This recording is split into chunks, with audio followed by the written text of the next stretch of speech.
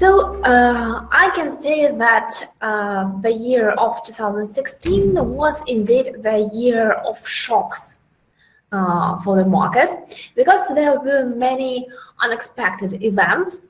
Most of these events were political events. I think that everyone is well acquainted with the list of these events, at least with some of them. Surely we will mention the Brexit vote, which took place in June 2016. Opinion polls used to predict that British people will vote to remain in the European Union, but the opinion polls were wrong. And here we have now we are dealing with this Brexit talk and waiting for more clues on when exactly this would happen. But still, this is the course the UK has adopted.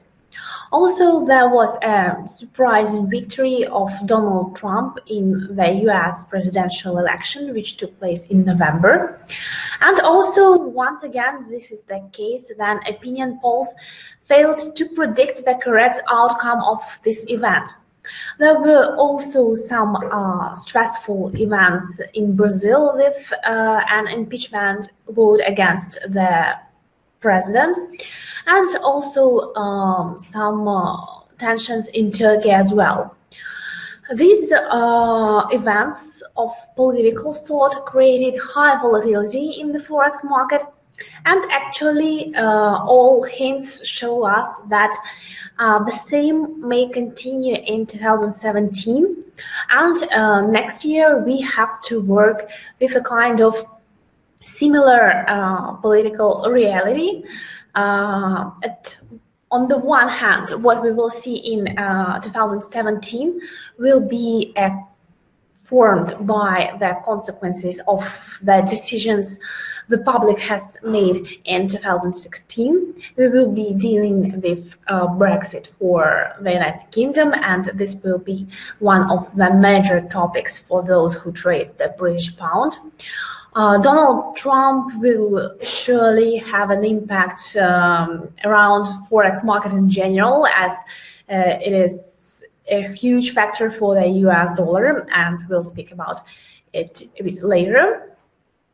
And also we see now that some political parties who are against integration, who want to their nations to be more independent, are now rising to power in European economies, in other countries, and this may form international policy, economic policy, and consequently have an impact on currencies, which are very dependent on such factors. So the first point is that 2017 is going to be as volatile and probably more volatile as 2016. We will have the continuation of this politically induced volatility. After we have spoken about 2016 a bit, we have spoken about the politics. I also would like to add that this year was very interesting in terms of central bank policy. As we know, central banks and their interest rates, their other policy measures represent one of the main drivers of forex market. And in 2016, we saw that many central banks have actually reached some limits of their monetary policy easing. I'm talking about the European Central Bank, the Bank of Japan, and probably even the Bank of England.